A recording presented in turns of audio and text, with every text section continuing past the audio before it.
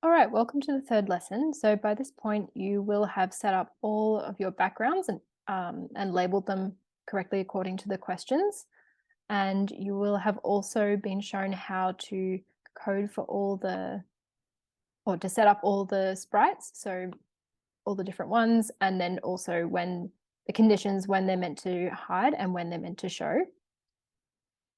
So in this lesson, we're going to program for where we want the sprites to be specifically, because in the end sequence, we're going to have some movement.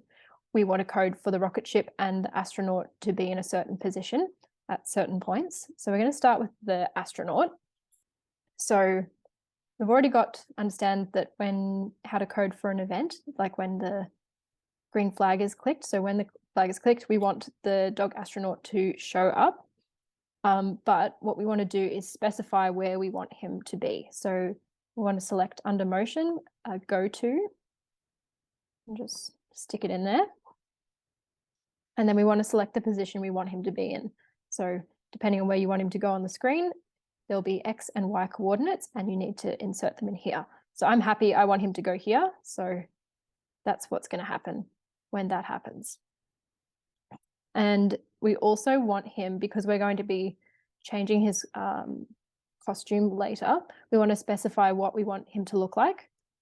So under the costumes tab, we can see there will be different options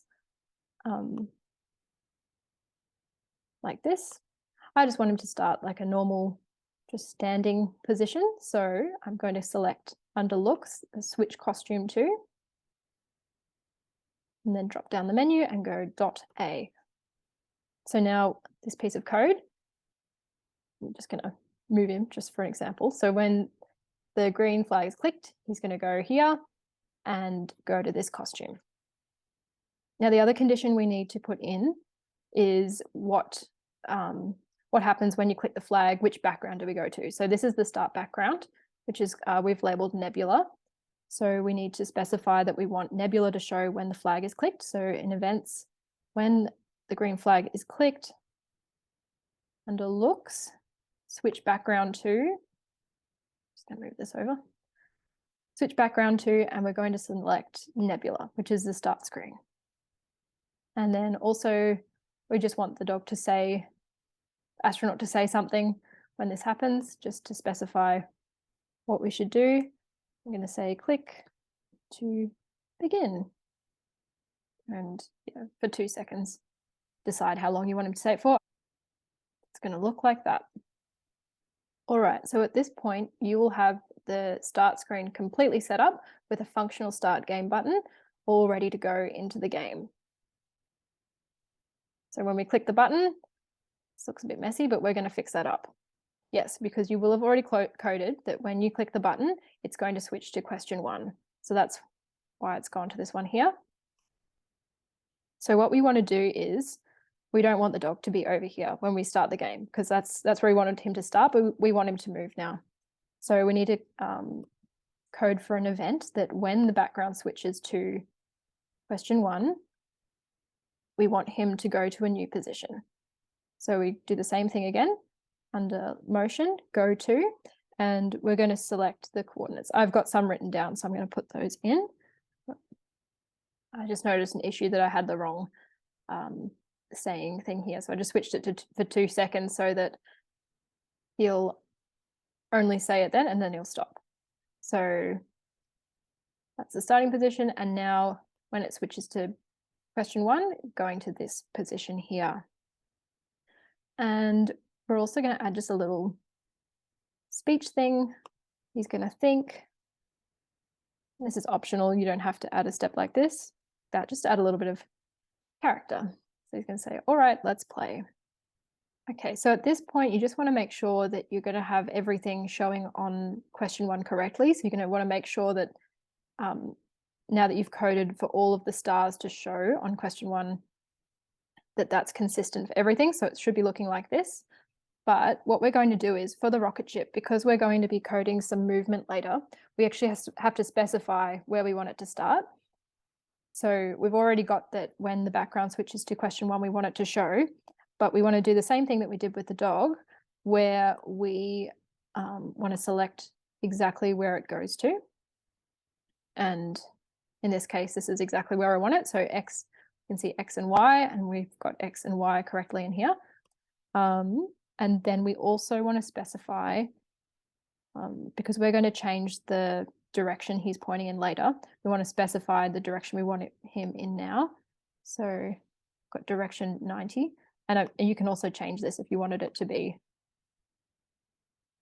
pointed sideways or something, you can do that. But we just want it to be 90, so it's going to look like that. And lastly, just to specify which costume you want it to look like, you can check, see the options here.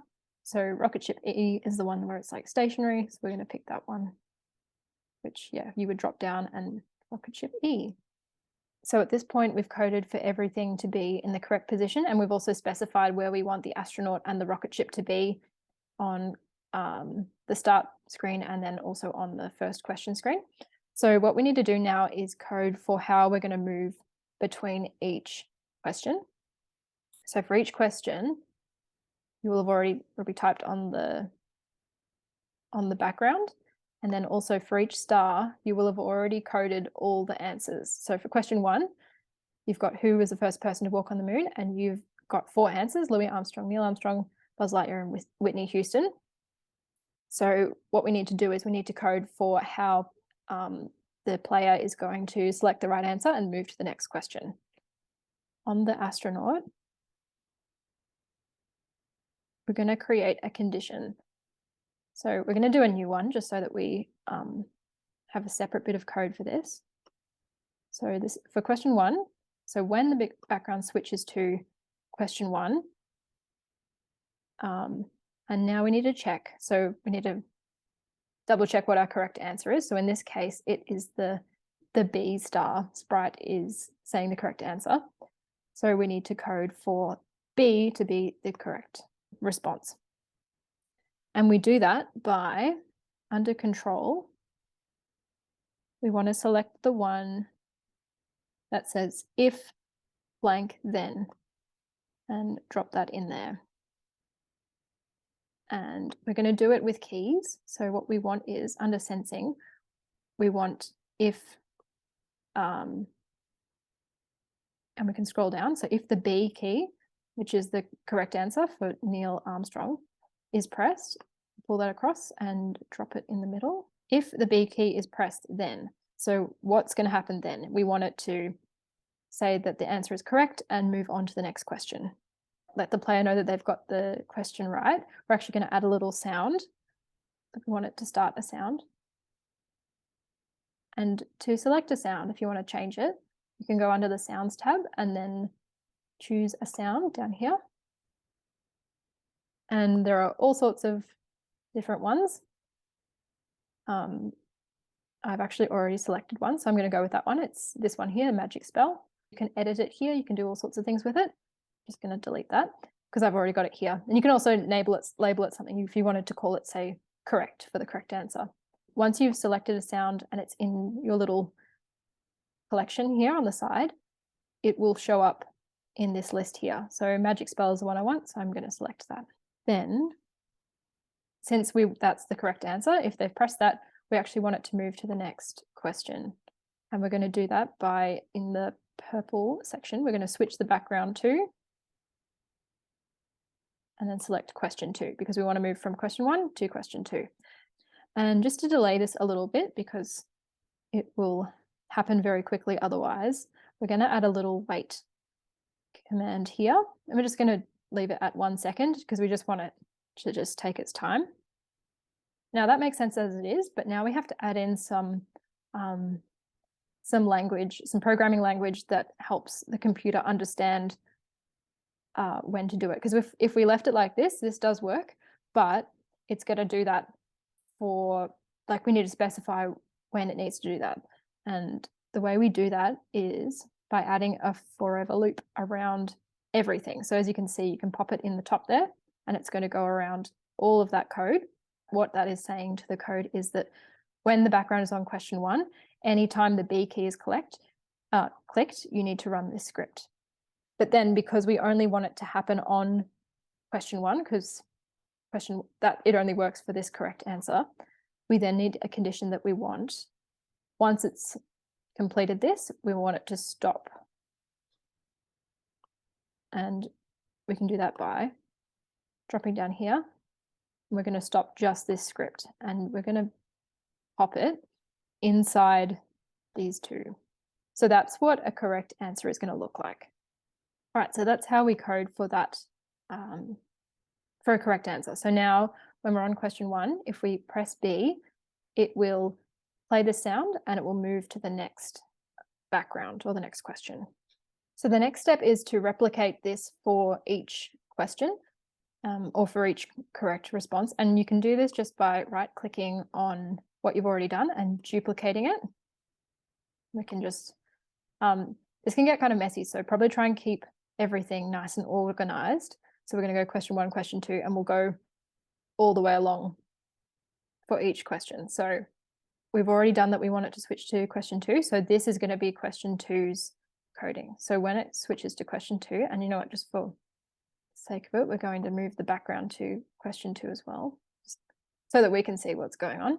When it goes to question 2, we want, and we're going to find where what the correct answer is, and we can do that by maybe just checking your notes, and you can see here. So it's just so you know what I'm looking at. I'm looking at when it switches to question 2. You can see the different answers. And yeah, so question 2, what is the largest planet in our solar system? The correct answer is Jupiter. And we can see that the A star sprite is the one saying that. So the second question, A will be the correct response. And then we want it to play the sound, wait 1 second, and then switch the background to the next question. And so you want to do that for all of the questions until you get to the end.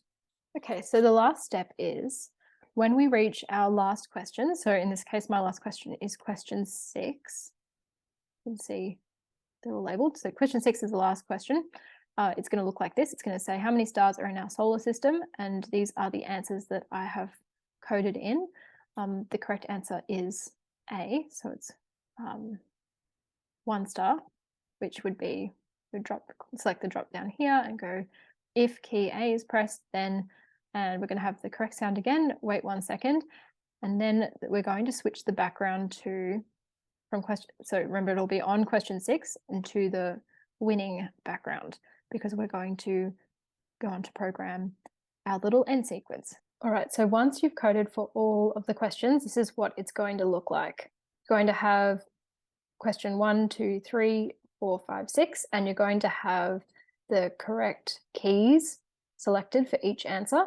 And then you're also going to make sure that whatever question it is, that it's going to move on to the next slide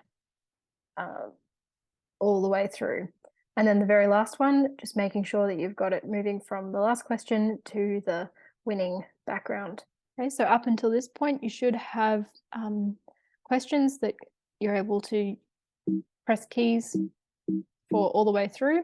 And now that we're switching the background to winning, Ava's going to take us through the end sequence and how we program the little end animation.